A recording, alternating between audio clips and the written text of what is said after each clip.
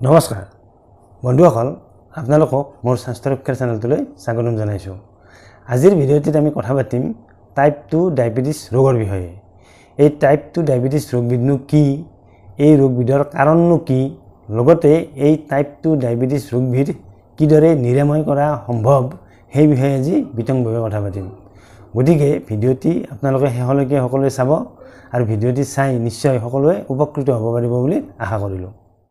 বন্ধুসকল, আজিকালি বেছিভাগ মানুহেই ডায়েবেটিছ ৰোগবিধৰ বিষয়ে জানে, কিয়নো যিহেতু আজিকালি বেছিভাগ মানুহৰ ঘৰতেই ডায়েবেটিছ ৰোগী থাকেই।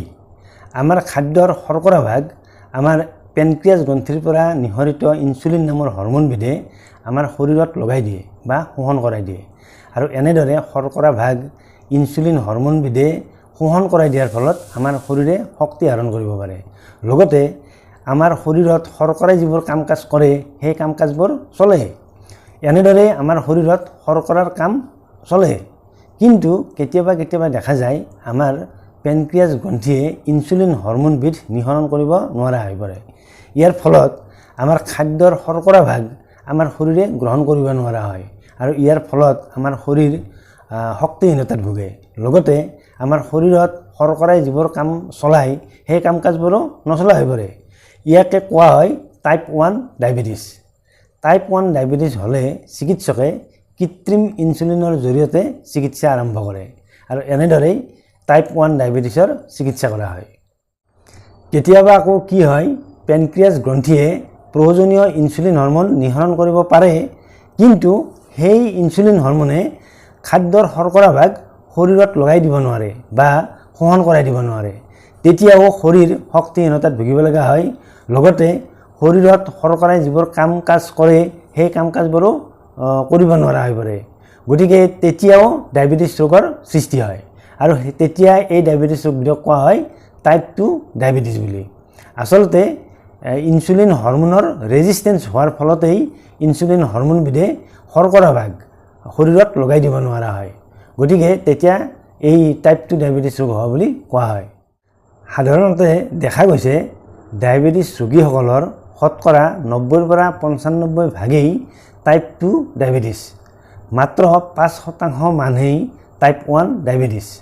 এই টাইপ 2 ডায়েবেটিছ ৰোগীসকলৰ পেনক্ৰিয়াছ গ্ৰন্থিয়ে প্ৰয়োজনীয় ইনচুলিন হৰম'ন নিঃসৰণ কৰিব পাৰে যদিও এই ইনচুলিন হৰম'নবিধে আচলতে কাম নকৰা হৈ পৰে, আৰু এনেদৰে ইনচুলিন হৰম'নবিধে কাম নকৰা হোৱাৰ ফলতেই শৰীৰৰ কোষবোৰে আচলতে খাদ্যৰ শৰ্কৰা ভাগ গ্ৰহণ কৰিব নোৱাৰা হয়, আৰু ইয়াকে কোৱা হৈছে ইনচুলিন ৰেজিষ্টেঞ্চ বুলি। ইনচুলিন ৰেজিষ্টেঞ্চেই হৈছে এই টাইপ 2 ডায়েবেটিছ ৰোগৰ আচলতে এটা কাৰণ।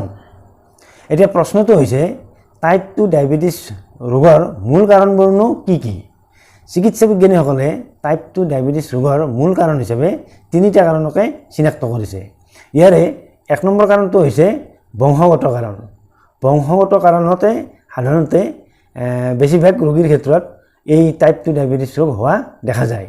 তাৰপিছত 2 নম্বৰ কাৰণটো হৈছে সঠিক জীৱনশৈলী গ্ৰহণ নকৰা। সঠিক জীৱনশৈলী গ্ৰহণ নকৰাৰ ফলত মানুহৰ এই টাইপ 2 ডায়েবেটিছ ৰোগৰ সৃষ্টি হয় বুলি কৈছে। আৰু 3 নম্বৰ কাৰণটো হৈছে মানুহৰ যেতিয়া বয়স বৃদ্ধি হৈ থাকে, বয়স বৃদ্ধিৰ লগে লগে এই টাইপ 2 ডায়েবেটিছ ৰোগবিধৰ প্ৰৱণতা বাঢ়ি যায়, আৰু ইয়াৰ ফলতেই এই টাইপ 2 ডায়েবেটিছ ৰোগৰ সৃষ্টি হয়।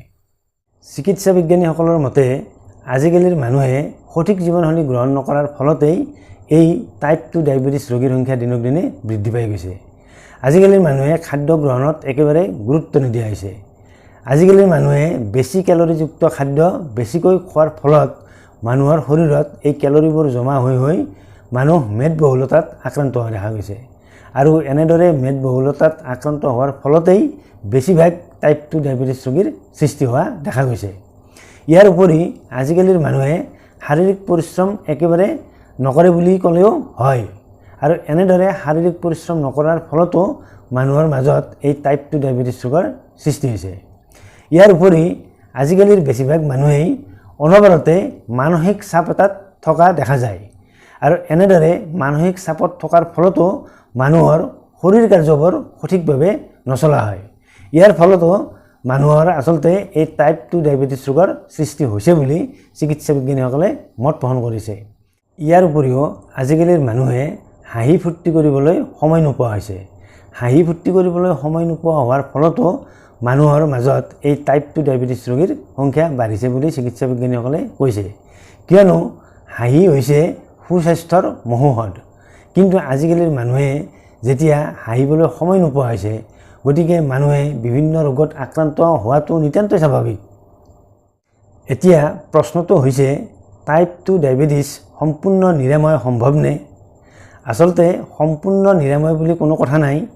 টাইপ 2 ডায়েবেটিছ জীৱনশৈলীৰ পৰিৱৰ্তনৰ জৰিয়তে লগতে আজিকালি ওলোৱা চিকিৎসা পদ্ধতিৰ জৰিয়তে টাইপ 2 ডায়েবেটিছ আচলতে নিয়ন্ত্ৰণত ৰখাটো সম্ভৱ।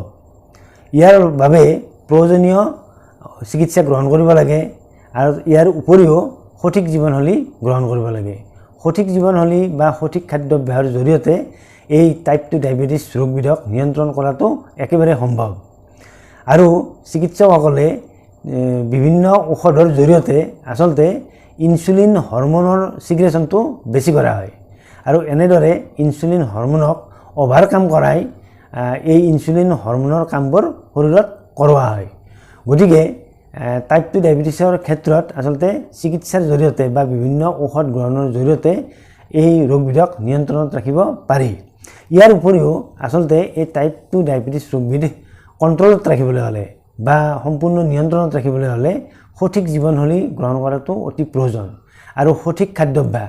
আচলতে ডায়েবেটিছ ৰোগীসকলে সদায় সঠিক খাদ্যাভ্যাস গ্ৰহণত গুৰুত্ব দিব লাগে, কিয়নো অতিৰিক্ত কেলৰি গ্ৰহণে ডায়েবেটিছ ৰোগীসকলৰ এই ডায়েবেটিছ ৰোগবিধৰ মাত্ৰা বেছি কৰি দিব পাৰে। সেইবাবে ডায়েবেটিছ ৰোগীসকলে সদায় খাদ্য গ্ৰহণত গুৰুত্ব দিয়াটো অতি দৰকাৰ।